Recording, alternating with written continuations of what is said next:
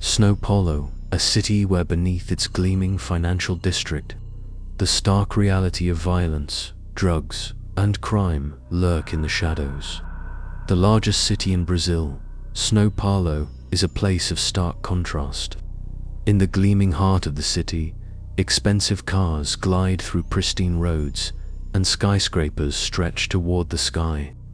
But in the dark, narrow alleys of the favelas, gunshots ring out at all hours, and a deadly underworld thrives, controlled by ruthless criminals who fear no one.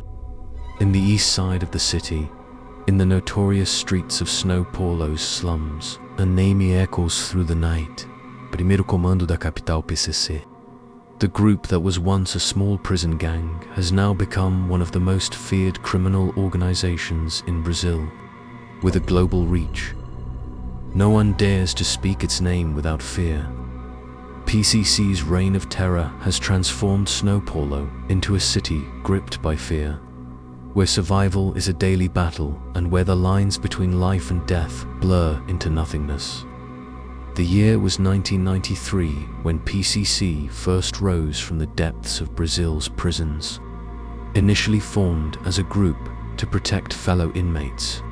But over time, it became something far more dangerous.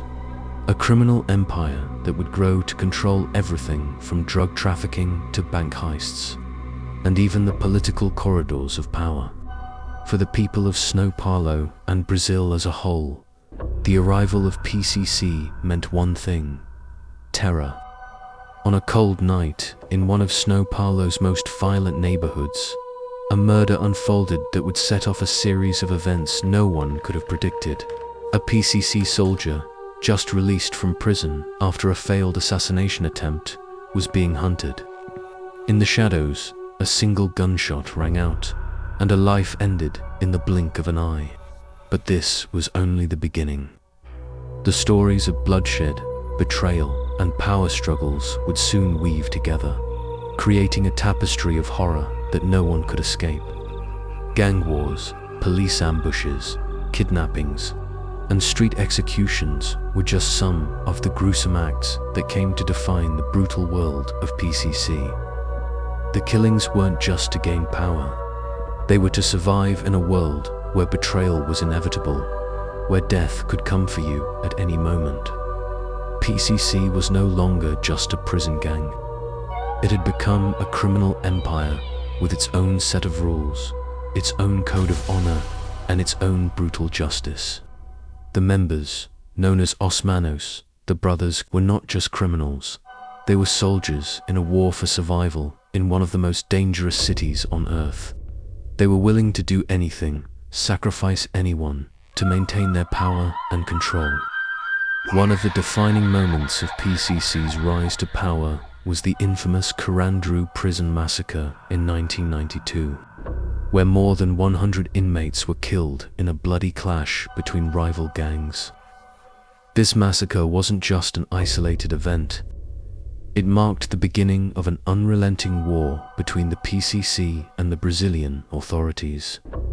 The massacre sent a chilling message. PCC wasn't just a gang. It was a force to be reckoned with. Despite the relentless efforts of law enforcement, PCC continued to grow in power and influence. Its criminal activities weren't just confined to São Paulo. The gang's reach expanded to other Brazilian cities, and eventually to international drug cartels and weapons smuggling rings.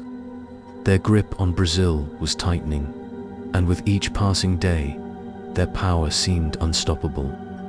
PCC had established itself not just as a criminal gang, but as a shadow government, running entire neighborhoods, cities, and even influencing politics. They controlled the flow of drugs, the underground economy, and even the justice system. And they weren't afraid to make their presence known. In this world, survival was everything. Anyone who crossed the PCC, whether it was rival gang members, law enforcement, or even innocent bystanders, would pay the price. The streets of São Paulo were soaked in blood, and no one was safe. The story of PCC is one born behind bars, in the darkest, most violent corners of Brazil's prison system. The group wasn't always the monstrous criminal empire it would become. Its origins were humble, or at least as humble as anything can be in the violent, overcrowded, and neglected prisons of São Paulo. In 1993, when a handful of prisoners at the notorious Taubaté prison formed what was initially meant to be a protective alliance, no one could have predicted the scale of what was to come. The prisoners were sick of being at the mercy of the guards and the corrupt system that allowed the country's prisons to descend into anarchy. They needed a way to protect themselves, to take control, and to forge a community that could stand strong in the face of overwhelming adversity. Led by a charismatic but ruthless figure known as Marcos Marcola Camacho, the nascent gang began recruiting other inmates who shared their desire for self-preservation. They weren't initially focused on power or wealth. It was simply about survival. But survival in the prison system often meant violence. And violence was what Marcola and his growing group learned to master. PCC's foundation wasn't just about physical strength. It was about something far more dangerous: unity. In a place where nothing was sacred, where trust was a rare commodity, PCC became a brotherhood. They forged a code, one where loyalty above all else was paramount. Betrayal wasn't just a sin, it was punishable by death. As the years went by, the influence of the PCC spread. The gang grew bolder and more organized. They infiltrated the highest levels of Brazil's prison system, managing to gain control over entire jails. They extended their network from the prisons to the favelas, the slums of São Paulo, where the true power struggle was taking place. But the biggest turning point came in 2001, when a coordinated rebellion in São Paulo's prisons took the entire state by surprise. A series of violent riots erupted, leaving the authorities helpless.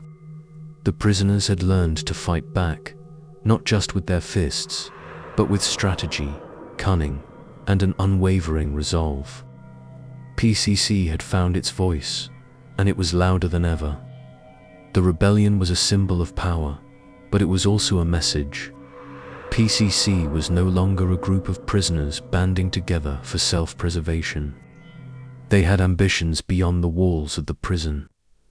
They were now a force to be reckoned with, and they intended to extend their reach across São Paulo and eventually the entire country. The state's response was swift and brutal. But despite the police crackdowns, the killing of key figures, and the massive manhunts, PCC only grew stronger. The authorities were fighting a battle they could never win. What they didn't understand, what no one truly understood, was that the men behind the gang weren't just criminals. They were revolutionaries, out to change the power dynamics of Brazil itself. While Marcola and his lieutenants orchestrated plans from within the confines of prison, outside, their network was already firmly in place. The favelas became their battlegrounds, where they fought for control over the drug trade, territory, and the very fabric of society. PCC wasn't just a gang. It was an ideology, a movement that promised power to the powerless. In the streets, the gang's name became synonymous with fear. Rival groups trembled at their mention. Even the police found themselves outgunned, outnumbered, and outmatched. But it wasn't just physical intimidation that made PCC so dangerous. It was their ability to infiltrate the very institutions meant to stop them: law enforcement, the government, and even the courts. The police in São Paulo found themselves facing an enemy they couldn't outsmart or overpower. From the moment they crossed into PCC territory, they were vulnerable, exposed. The gang had eyes everywhere, and the fear of retaliation was a constant threat. One of the most infamous acts of PCC's rise to power occurred in 2006, when the gang launched an out-out war on the police. The PCC orchestrated a series of coordinated attacks across São Paulo, targeting police stations, officers, and their families. The death toll was staggering, and the violence reached a level Brazil had never seen before. In a span of just a few days, dozens of police officers were killed, and the streets of São Paulo ran red with blood. The government was forced to declare a state of emergency, but the PCC had already shown their hand. They were in control now. The police were no longer the ones calling the shots. It was PCC that held the power. The attacks were brutal, but they were also symbolic. PCC was telling the world that they had arrived, not just as criminals, but as a new order. They weren't just running drugs or extorting businesses. They were challenging the very fabric of Brazilian society. For the people of São Paulo, the message was clear. If you wanted peace, you would have to live by their rules. Markler and his inner circle had one simple goal: control. Control over the streets, control over the prisons, control over Brazil's drug trade. And they weren't going to stop until they had it all. As the PCC's power grew, so did its influence. They weren't just a gang anymore. They had become an institution, a shadow government with an agenda that extended far beyond the world of crime. They had made their mark on São Paulo, but they were only getting started. With each passing year, the influence of the Primeiro Comando de Capital PCC grew. What began as a small protective alliance in Brazil's crumbling prison system had now become a colossal empire of violence, control, and fear. Their grip on São Paulo was absolute, but their ambitions stretched far beyond the city's borders. In the early 2000s, while the Brazilian government struggled to contain the growing violence, the PCC began to expand its operations into neighboring states and countries. They forged alliances with international drug cartels, established smuggling routes across borders, and found ways to infiltrate other criminal organizations. The PCC was no longer just a local problem, it was a global threat. The favelas, once seen as the most dangerous places in São Paulo, became the epicenter of PCC's power. It wasn't just about selling drugs or extorting local businesses anymore. PCC had infiltrated every level of society, from the streets to the courts, from law enforcement to the political elite. They had built a network so vast that it was impossible to track, impossible to stop. One of the gang's most cunning tactics was their ability to blend into society. They didn't just hide in the shadows. They had learned to operate in plain sight. Members of PCC weren't just thugs in the streets. They were businessmen, politicians, and even community leaders. They knew how to manipulate the system to their advantage, and they used their wealth and influence to buy silence, loyalty, and protection. In the suburbs of São Paulo, on the outskirts of the favelas, the gang's expansion into legitimate businesses was underway. They owned bars, restaurants, and construction companies. They laundered their money through real estate and small businesses, all the while operating in the background, pulling strings to ensure that their empire grew. PCC's operations were meticulously planned. From the inside of their prisons, Markler and his inner circle managed their network of operatives, giving orders that rippled through the entire criminal landscape of Brazil. They had learned to control the streets by controlling the drugs that flowed through them. The rise of PCC was intrinsically linked to the explosion of the cocaine trade in Brazil, and their influence over this market was absolute. By 2010, PCC had cemented its place as the most powerful criminal organization in Brazil. The Brazilian authorities were helpless against the gang's increasing power. Their military-like discipline, strategic planning, and sheer violence made them almost untouchable. Police forces were regularly ambushed, and officers who dared to cross PCC were swiftly dealt with.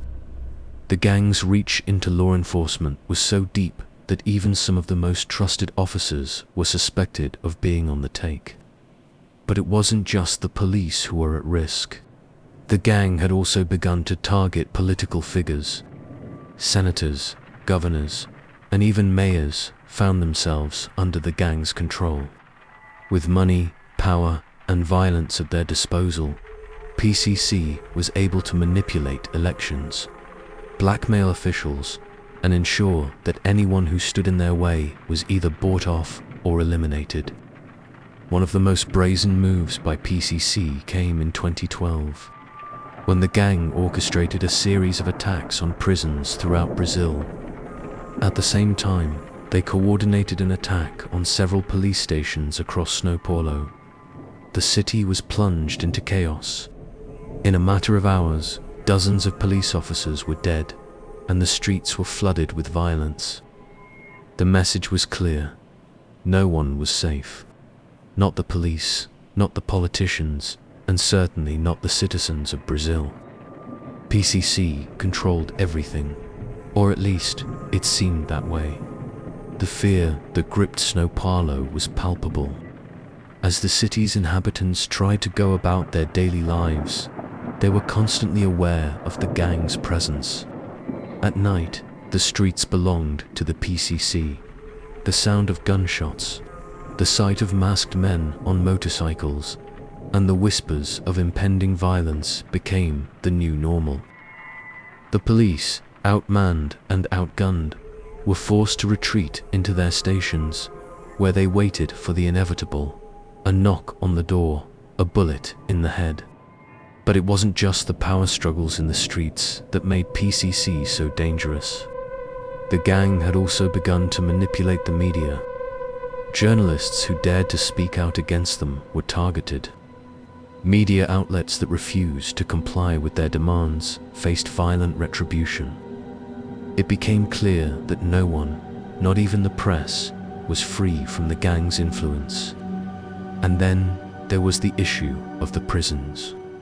The Brazilian prison system, already notorious for its overcrowding and corruption, became a breeding ground for PCC.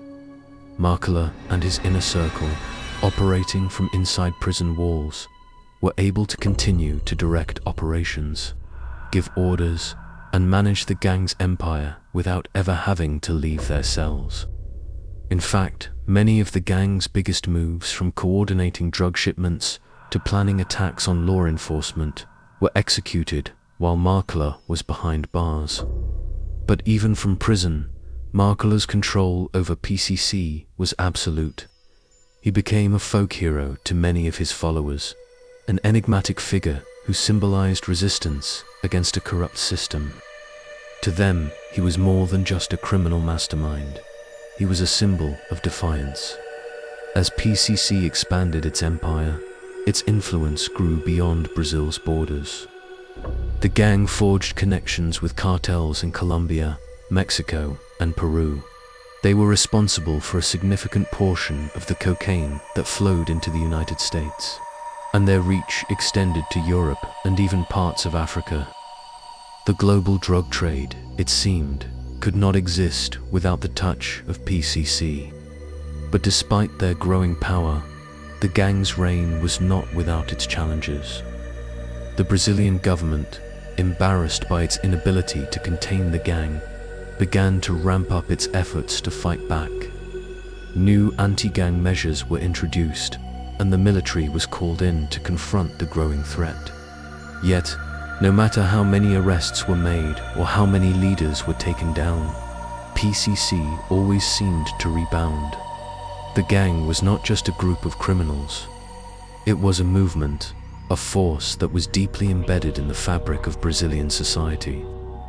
As the years passed, the Primeiro Comando da capital PCC continued to tighten its grip on Brazil. They had evolved from a prison gang into a near-military operation, capable of waging war on multiple fronts. What had once been a network of violent men looking for survival in the brutal confines of São Paulo's prison system had now become a strategic powerhouse that could not only survive but thrive in the chaos they created. But as with any empire, even one built on fear and bloodshed, there was always the looming shadow of power struggles. The streets of São Paulo, and indeed the entire country, had become a battlefield where rival factions and rogue members of the PCC clashed for dominance. In the world of organized crime, betrayal was often as deadly as any gunshot. By 2015, PCC was not just a problem for Brazil. The United States had taken notice, and the international community was beginning to realize the scale of the operation. Brazilian authorities, with help from foreign intelligence agencies, had begun to step up their efforts to dismantle PCC's vast network. But every time they took one step forward, the gang took 2 steps ahead. It was as though they were playing a game of cat and mouse, but the mouse was always 1 step quicker. The growing presence of military forces in the favelas seemed to have little impact on the gang's operations. To the residents of São Paulo, the reality was grim. The military wasn't there to protect them. They were there to fight the PCC and the residents, many of whom lived under the gang's control, were caught in the middle of a deadly conflict that showed no signs of abating. PCC's influence wasn't just about intimidation and terror. It was about loyalty, structure, and fear. The gang had become so well organized that it operated almost like a legitimate business. Its leadership was fluid but strictly hierarchical. Marcola, still incarcerated, was revered as a visionary. His inner circle, composed of a select group of men who had proven their loyalty and cunning, executed his orders with military precision. But even in such a tightly controlled system, cracks began to appear. As PCC expanded its reach, factions began to splinter. Some members began to feel that Marcola was losing touch with the needs of the street soldiers. Others saw opportunities to take over key territories, vying for their own share of power. Rivalries emerged within the gang, creating a new layer of danger and unpredictability. In 2016, a major incident rocked the foundations of PCC's empire. A series of high-ranking members of the gang were killed under mysterious circumstances. Some suspected betrayal within the organization, while others pointed to external forces trying to undermine the gang's leadership. Whatever the cause, the deaths sent shockwaves through PCC's ranks. The balance of power was shifting, and no one could predict what would happen next. The streets of São Paulo erupted in violence once again. Shootouts between rival PCC factions became a daily occurrence. Police officers were caught in the crossfire, and innocent civilians were gunned down in their homes. It was a constant battle for dominance, one that seemed impossible to win. Even those who had once been loyal to Marcola began to question his leadership, particularly as the gang's brutal tactics began to alienate the very people they had once relied on for support. But Marcola's grip on the PCC was not easily shaken. Even behind bars, he maintained control over the gang's operations. His reputation was legendary, and his lieutenants were fiercely loyal to him. However, the cracks in the organization were becoming more apparent, and a dangerous game of power and survival was unfolding within the ranks of the gang. Outside of São Paulo, PCC's operations continued to expand. They had entrenched themselves in cities like Rio de Janeiro, where they controlled vast swathes of territory. In some neighborhoods, the police had little to no presence. PCC ruled with impunity, dictating who could enter their territory and collecting taxes from local businesses. It wasn't just about drugs anymore. The gang had diversified into extortion, arms trafficking, and even human trafficking. But as PCC's power grew, so did the backlash. In 2017, a new, brutal group emerged from the shadows. Known as the Comando Vermelho CV, or the Red Command, this rival gang began to challenge PCC's dominance. CV had long been established in the favelas of Rio de Janeiro, and while their influence had waned in recent years, they were now looking to reclaim their territory. What followed was a brutal war for control. The two gangs, once united by common interests, found themselves locked in a bitter battle that would spill across Brazil. Shootouts became more frequent, bombings were reported in multiple cities, and PCC's enemies became increasingly organized. PCC's ability to strike at the heart of Brazil's criminal world had always been its most dangerous weapon. But the rise of CV, backed by other powerful factions, threatened to destabilize the entire system. The battle between PCC and CV wasn't just about control of the drug trade. It was about dominance over the entire criminal empire that spanned Brazil, with both sides willing to do anything to come out on top. As the war intensified, the authorities found themselves caught in a difficult position.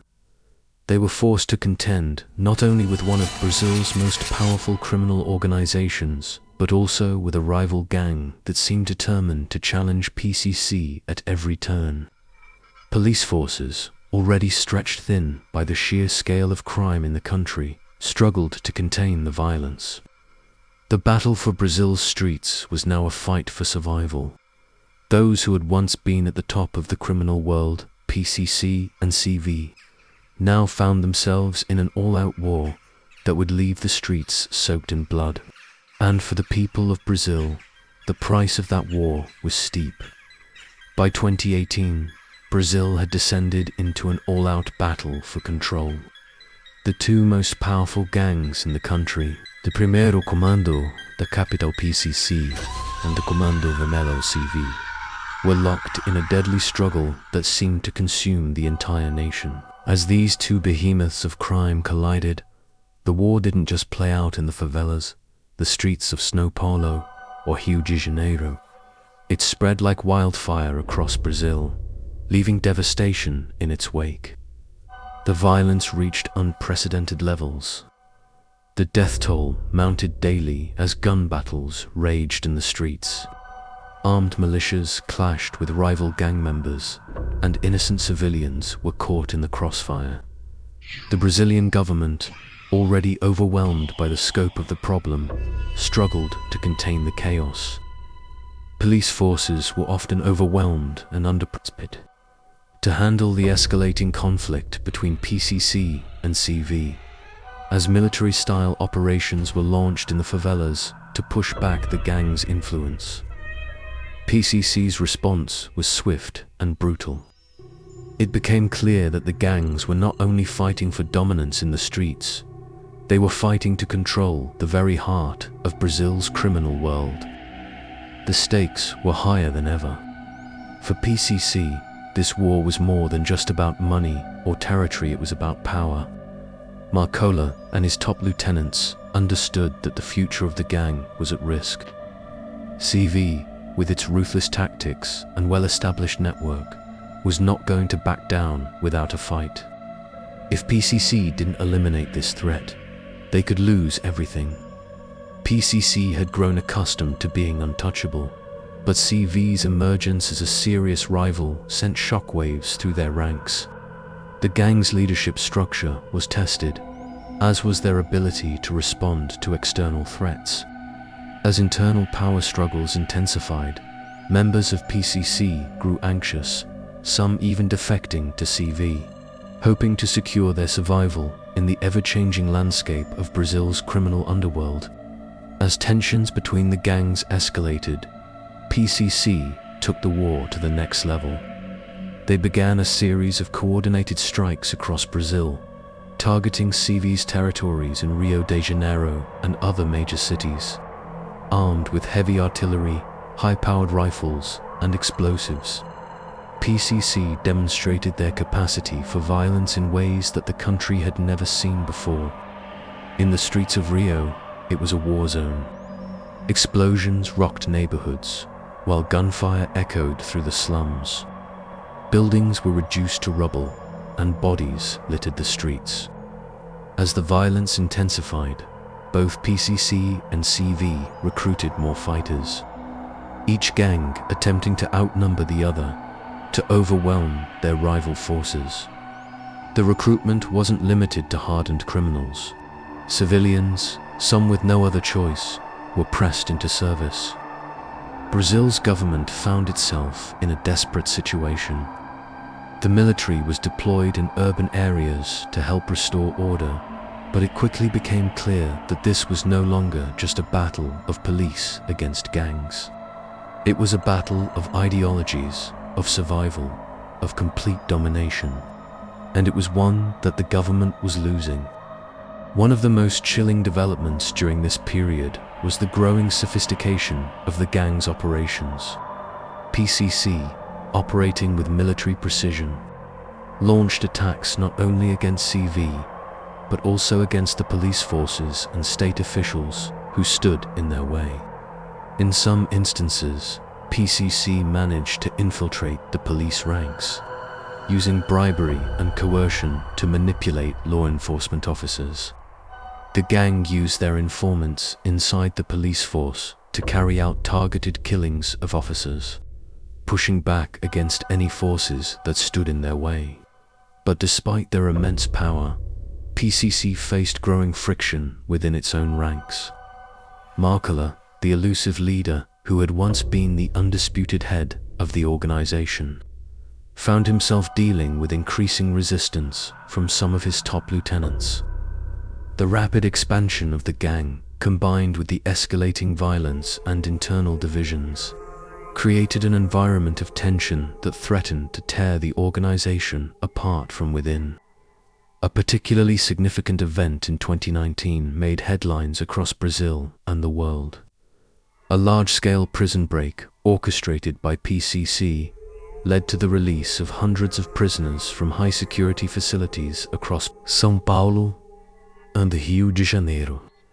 The operation was carried out with terrifying efficiency, with PCC members in and out of prison cells orchestrating the escape from within. This prison break not only freed valuable members of the gang, but also sent a clear message. PCC was in complete control, and nothing, not even the full might of Brazil's prison system, could hold them back. In the aftermath, the chaos in the streets only worsened. The exodus of prisoners who had been freed added to the already bloated ranks of PCC. The gang's influence over Brazil's criminal world seemed limitless. They were no longer confined to the favelas.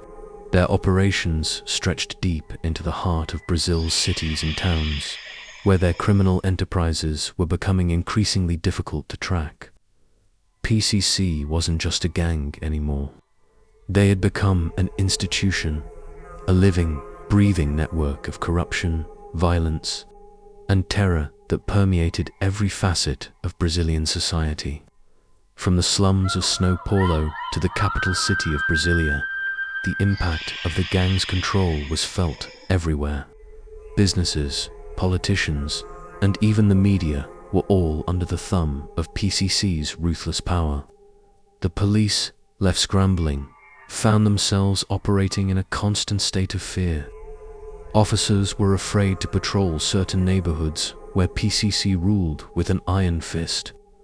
Public trust in law enforcement plummeted as reports of corruption and bribery within the police force became more frequent, and the government, bogged down by inefficiency and scandal, seemed unable or unwilling to take decisive action. Even though PCC faced threats from both CV and government forces, they remained a formidable force. They adapted and evolved, learning from every misstep and every failure. They diversified their criminal activities, moving into arms trafficking, money laundering, and even cybercrime, expanding their empire into every corner of modern crime. But all empires, even the most brutal ones, eventually face a reckoning.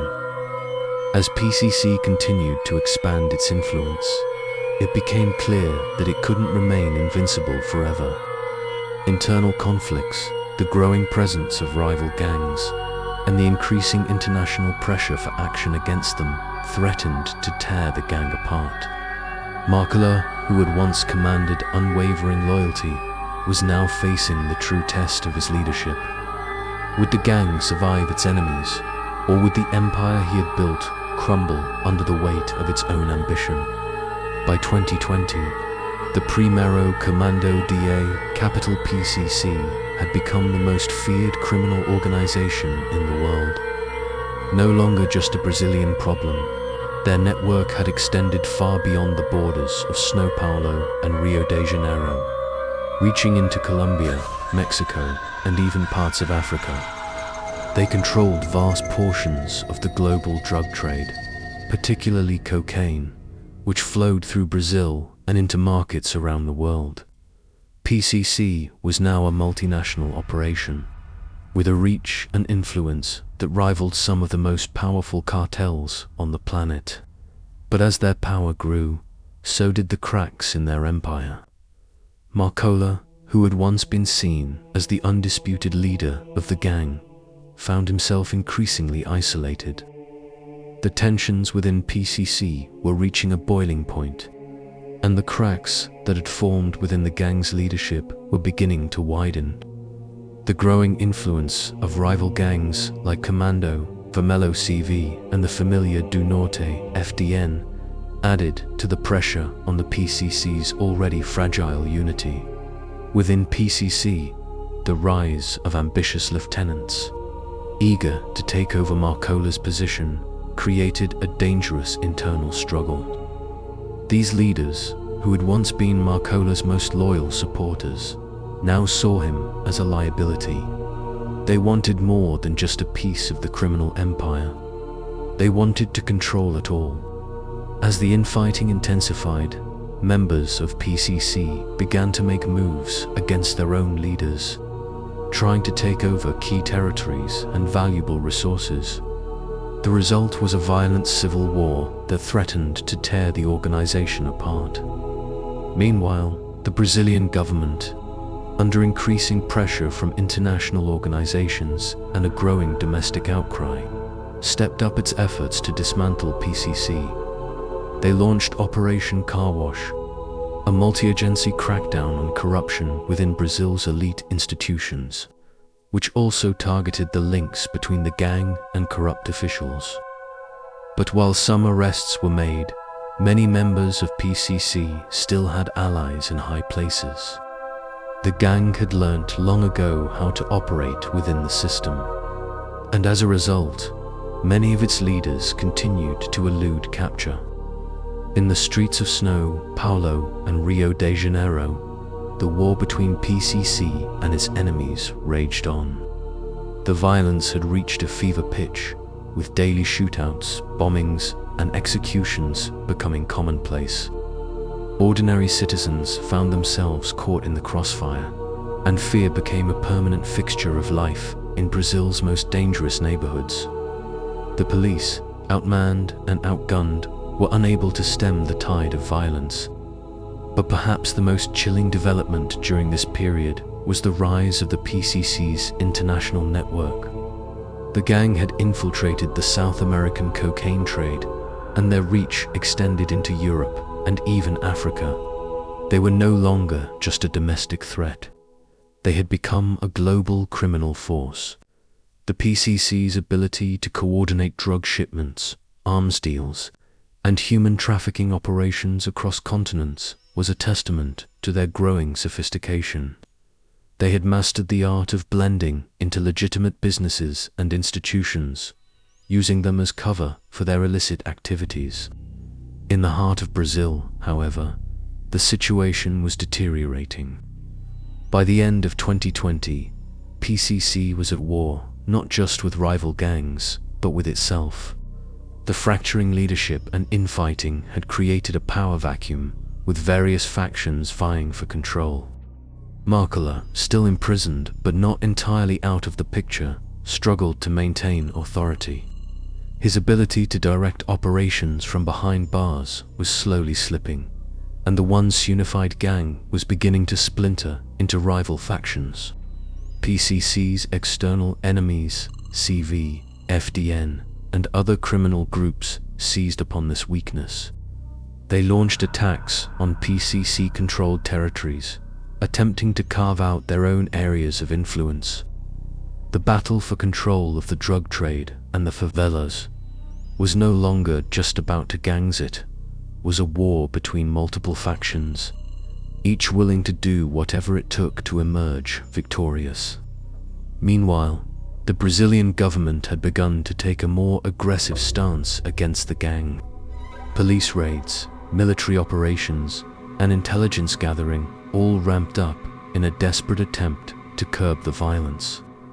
But the government's efforts were hampered by the fact that PCC had deeply infiltrated nearly every level of society, from local police officers to corrupt politicians.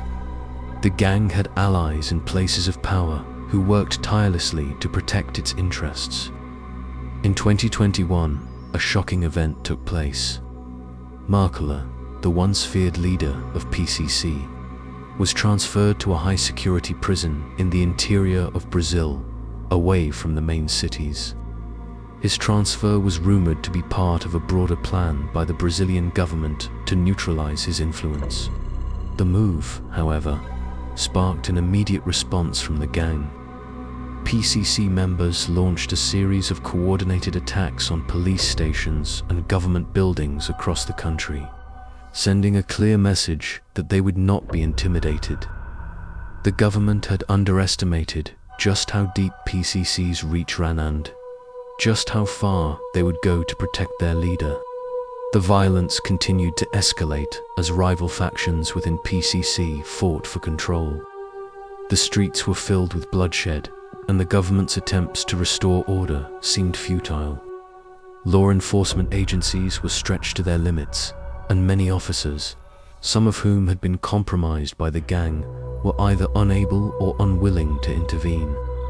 As Brazil's battle with PCC reached its peak, the international community began to take notice. The US Drug Enforcement Administration (D) increased its involvement, working alongside Brazilian officials to target the gang's cocaine shipments. International agencies were aware that PCC's reach had extended far beyond South America. The gang had become a key player in the global drug trade, and their control over the cocaine supply chain made them a threat to countries far beyond Brazil's borders. But despite the increased pressure, PCC was not backing down. Their internal divisions only made them more dangerous. Rival factions, each with their own vision for the future of the gang, continued to clash. In the chaos, new leaders emerged, each trying to seize power and solidify their position at the top. It was clear that the fight for control of the gang and the criminal empire it had built was far from over. For the people of Brazil, the war seemed endless. The streets, once vibrant with life, had become battlefields. Fear was a constant companion, and every corner of the country seemed to be touched by the violence and corruption that the gang had unleashed. No one was safe. No one could escape the reach of PCC. By 2022, Brazil was on the brink of complete collapse. De primeiro comando da capital PCC, despite its efforts to maintain a tight grip on the streets, was embroiled in an escalating internal conflict. The very organization that had once controlled the majority of Brazil's criminal operations was now fractured. Its leadership divided, and its once imposing empire threatened from all sides. The streets of São Paulo, Rio de Janeiro and beyond were no longer battlegrounds between PCC and rival gangs. They were the front lines of an all-out war within the gang itself. The leadership struggle was growing more violent by the day. Multiple factions, each vying for dominance, had splintered from PCC's core, and the fighting between them was as brutal as anything the gang had ever faced from their enemies. Each faction had its own vision for the future of the organization, and many of them had grown disillusioned with Makola's distant leadership from behind bars. They wanted a more immediate and aggressive approach to regaining control over Brazil's criminal underworld, even if that meant resorting to extreme violence against each other. In the heart of São Paulo, the violence took on a terrifying new dimension. Armed gunmen, once loyal to Makola, began executing those they suspected of betraying them or working with rival factions. The streets became an unrecognizable war zone where innocent people were caught in the crossfire, and anyone with power or money was a potential target. The gangs turned on each other with a savage intensity, and the once tightly knit organization of PCC began to disintegrate under the weight of its own ambition and chaos. But the Brazilian government, bolstered by international support, was no longer sitting idly by. They had launched a series of military operations with the goal of dismantling the gang once and for all. They had finally realized that the fight wasn't just about putting down a few criminal groups. Was about taking on one of the most dangerous, sophisticated criminal organizations in the world. Operation Warfront was Brazil's last-ditch attempt to destroy PCC's reign. This operation, a collaboration between Brazil's military, federal police, and intelligence agencies, was aimed at simultaneously targeting PCC's leadership, its supply chains, and its territories. But the government had underestimated just how deeply ingrained PCC was within the fabric of Brazilian society.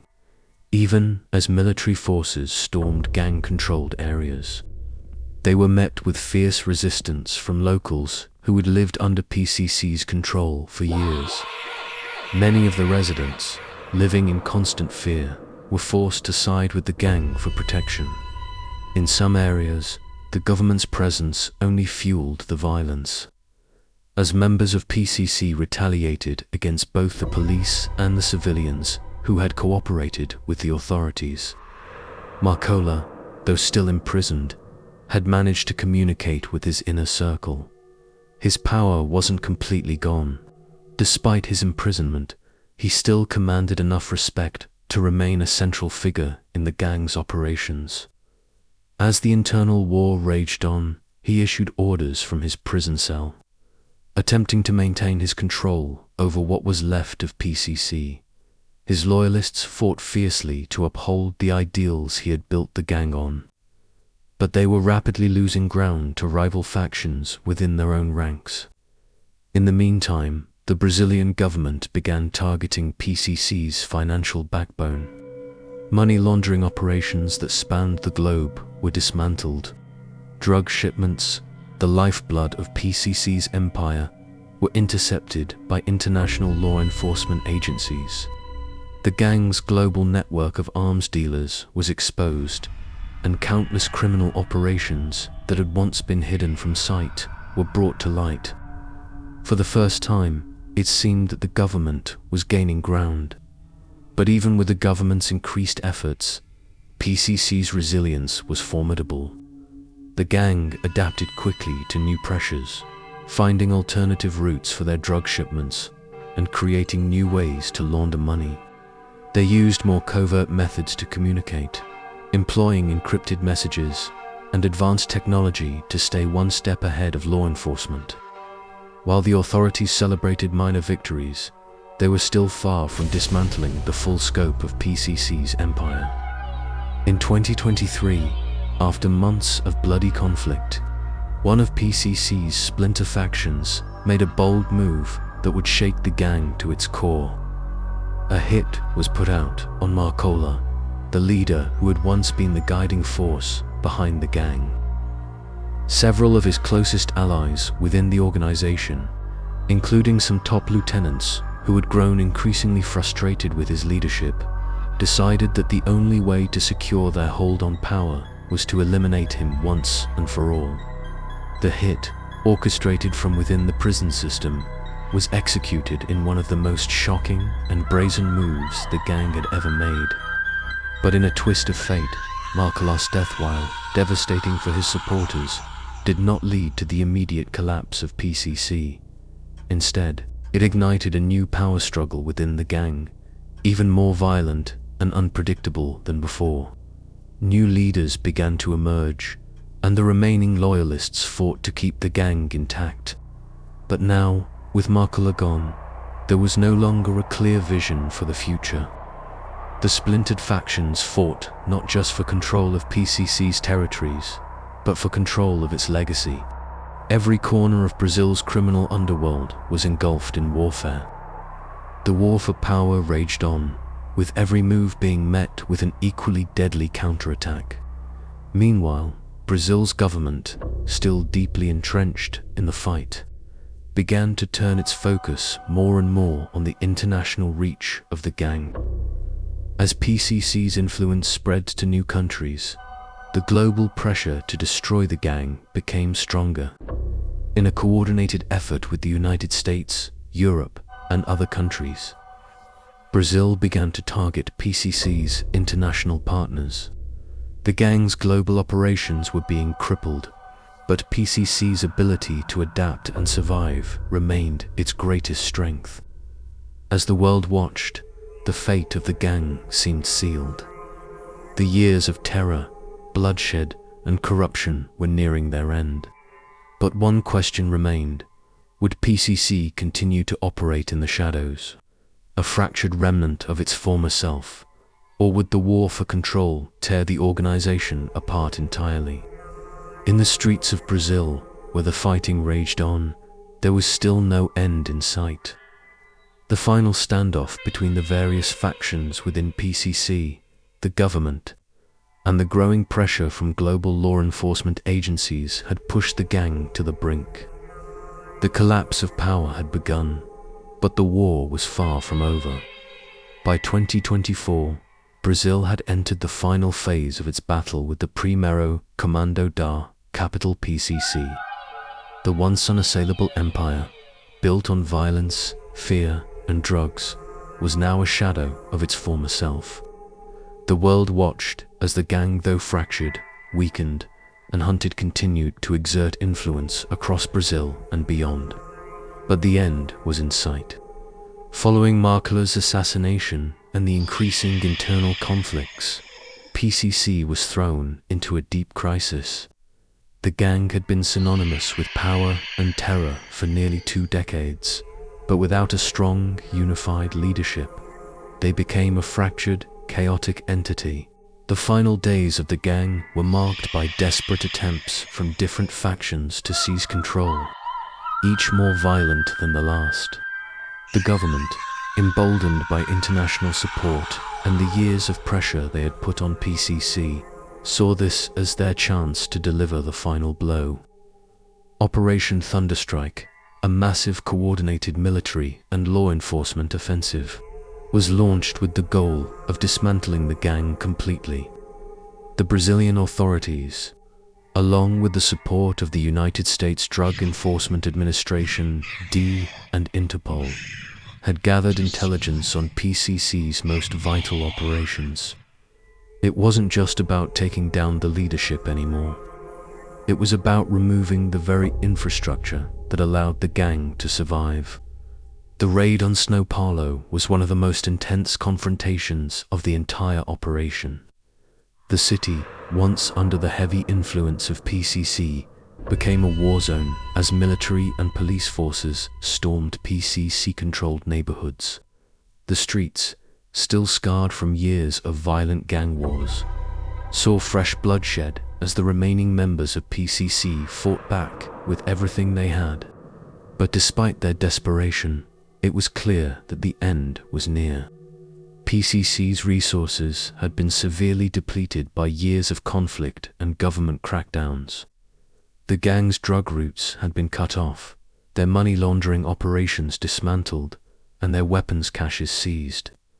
Many of the remaining loyalists had fled into the jungle or across international borders, but the core of their power had been broken. As the government closed in on the gang's final strongholds, it became evident that the days of PCC ruling Brazil's criminal underworld were numbered. One of the most significant moments came when PCC's final leader, a man who had risen from the ashes of Marcola's reign, was finally captured in the dense Amazon rainforest. Known only by his street name, the Phoenix, he was a man who had managed to evade capture for years, leading a small but fiercely loyal faction of PCC. His capture was the final nail in the coffin for the gang, as he was the last of the original leaders who had kept the gang alive through their darkest days. The world took notice. The symbol of the PCC empire had fallen. But despite the capture of its leadership and the collapse of its infrastructure, the gang's legacy did not disappear overnight. The remnants of PCC were still felt in the streets, particularly in the favelas where the gang had once reigned supreme. Even with the defeat of its central leadership, the gang's influence lingered, held together by a network of lower-level operatives, former soldiers, and even disillusioned members of rival gangs who had joined the remnants of PCC. Internationally, PCC continued to be a significant force in the global drug trade. Despite the collapse of their Brazilian operations, they had already established powerful connections in Mexico, Colombia, and Eastern Europe, allowing them to continue their illicit activities from afar. The war on PCC, it seemed, was far from over. While their grip on Brazil had loosened, the global impact of their operations remained. Locally, however, in Brazil, the message was clear. PCC's reign of terror had ended. Police forces, military units, and ordinary citizens celebrated the decline of the gang, even as the cleanup continued. The fight for control of the streets was far from finished. New gangs would inevitably rise to fill the power vacuum left by PCC, but none would possess the same level of influence or the same legacy of terror. For the Brazilian government, the dismantling of PCC was seen as a monumental victory. But, as many experts pointed out, this victory came at a great cost. The nation was still reeling from the years of violence and corruption that had been inflicted by the gang. Entire neighborhoods, once controlled by PCC, were left in ruins, and the government struggled to restore order in the aftermath. While the gang's formal reign was over, the scars they had left on Brazilian society would take decades to heal. But in the darkest corners of Brazil's streets, whispers of a new generation of criminals began to emerge. The end of PCC did not mark the end of Brazil's struggle with organized crime. New players were ready to take the stage, and the cycle of violence, greed, and corruption seemed destined to continue. The question on everyone's mind was whether Brazil would ever truly be free from the grip of organized crime, or if it was destined to be a never-ending battle. As for the legacy of Primeiro Comando da Capital, it would forever be etched in the history of Brazil's criminal underworld.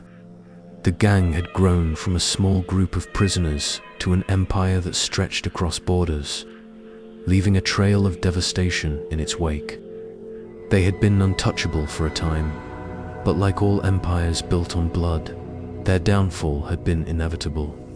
The last remnants of PCC had been crushed, but their impact on Brazil, on the global drug trade, and on the lives of countless people would never be forgotten.